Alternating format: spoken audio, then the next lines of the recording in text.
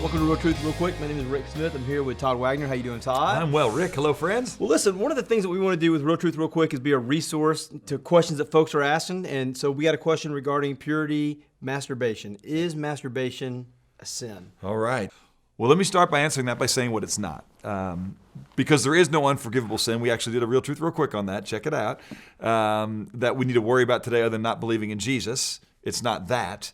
It's not an unavoidable sin because no temptation has overtaken you but such as is common to man. And with the temptation, God will provide the way of escape also so that you might be able to endure it. That's 1 Corinthians 10.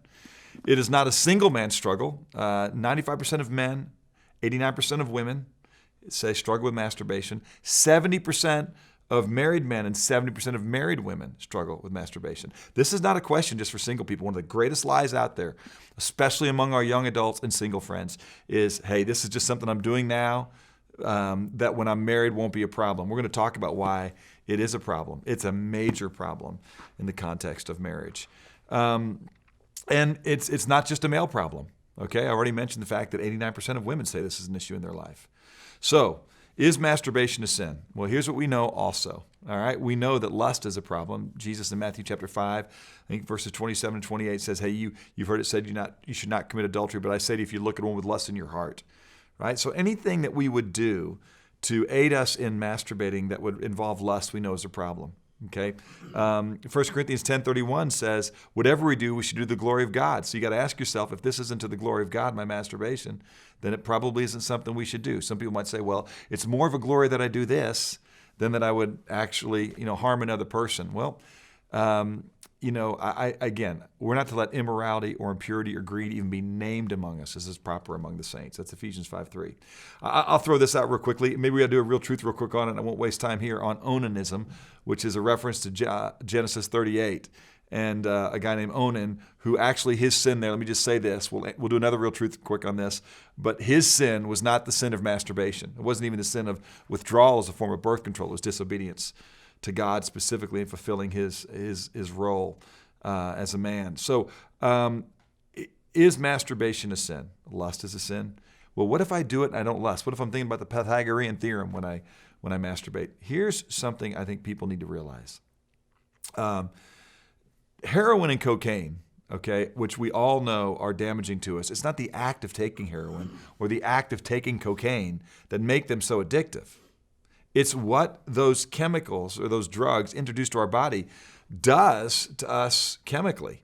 It releases dopamine. It releases epinephrines. It releases other hormones in our body that make us feel a certain way, okay? When the human body experiences climax, it releases oxytocins. It releases, other chemicals that are that produce in us a sense of calm and relaxation and happiness, serotonins.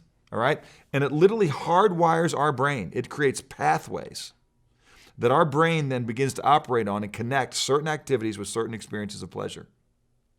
And God did not make us to have sexual experiences that are, we're not to live and think of sex as a selfish act or an act for our own self-pleasing. It's to be a mutual giving of one another, okay? And it is a fact that if you train your body, Rick, to find pleasure over a period of time by self-stimulation, that's not an easy thing to flip and switch.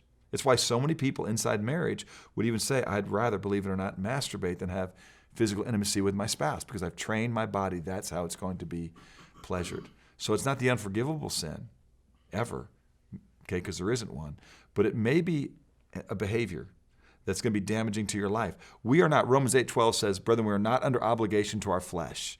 We don't have to live according to our flesh. We know there's a God who loves us and cares for us, who has with every temptation given us the way of escape also, and we ought to take it and not just surrender. We shouldn't beat people up when they struggle with all kinds of sin, whether that's a burst of anger or a burst of lust. But we shouldn't surrender to it, okay? And just say, well, I'm not shooting people. That's because I'm venting my anger, right, by just calling them a bunch of abusive names. That's just not a good way to live. Likewise, I'm glad you're not sleeping with other people. That doesn't mean you go, I'm going to do this, which is another destructive behavior in my life. So is masturbation a sin? I would say that a lot of things that are around it, okay, Rick, are violations of Scripture And it's a misuse of why God gave us the ability to experience pleasure for the purpose of bonding intimacy between a male and a female. And so it's not a behavior that's going to lead to blessing in our life. That I can assure you.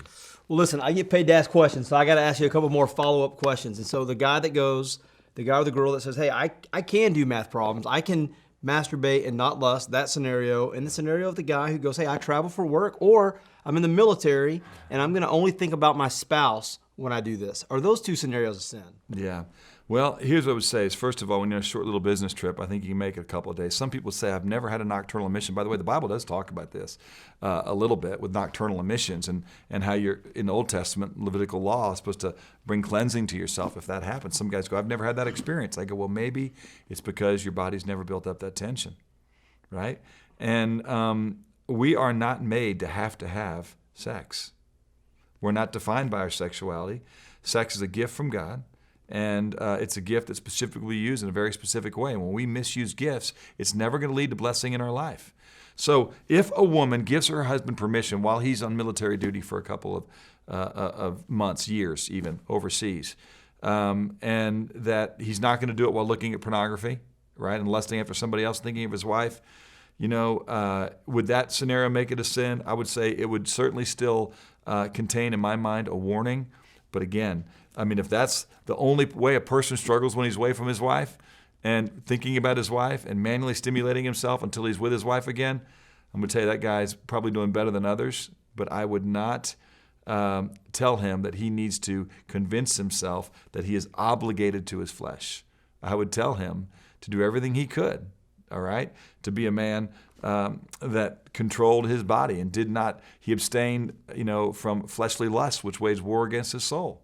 Okay, his body is built in to have release if he'll let it get to that point. So I love the fact that he's been intentional in talking about it with his wife. But let's be honest, that's not what most of the people are asking this question, the situation they find themselves in. And so let's make sure we're not feeding our brain unhealthy things that make what's already a very difficult thing more difficult. Let's find others we can talk to about and encourage us. And some people have developed an addiction that they go, this is a way that my body has taught me if I do this. When epinephrines go off in your body, it causes focus. And it's a way of telling your body, pay attention. This is important. What you're doing right now really matters, right? And that's why it becomes so addictive. Pornography, sex, masturbation in general is as addictive as heroin and cocaine. And that's why you see it ravaging people. So what I would tell you is to flee. The Bible says flee fleshly lusts, which wage war against your soul. And I would encourage that. Flee immorality. Don't give yourself over to it. Awesome. Great. Hey, if you're watching this, I hope that you hear this and you go, man, we want to be about talking about topics that people are really struggling with. And so if you're out there and this is something that maybe you're held hostage to masturbation. You're not alone. I mean, be encouraged that this is an issue that you desire to honor God, but don't isolate, all right? Don't try and win this on your own. Again, 90% of humanity, okay, is wrestling with this. There's an old statement, right? There's two kinds of guys, those that struggle with masturbation and those that lie about it. And that's also true with women. What I would tell you is it's good to struggle, okay? And don't surrender to your flesh. You are under no obligation to your flesh, but don't beat yourself up, okay, that it's a struggle. Yep. Temptation is not sin, but also ceding to it, compromising, and believing that's going to be the best way to live is by making allowances for your flesh. Appeasement is not a good strategy. So wage war against those things. Yep, and there's an email address right at the bottom. If we can help you in any way, if you're in the Dallas area, we'd love to connect with you, help you in any way that we can. And just shoot us an email. We'd love to respond to you, and we'll see you next week on another episode. Stay at it, man. Don't grow weary in doing good. We'll see you.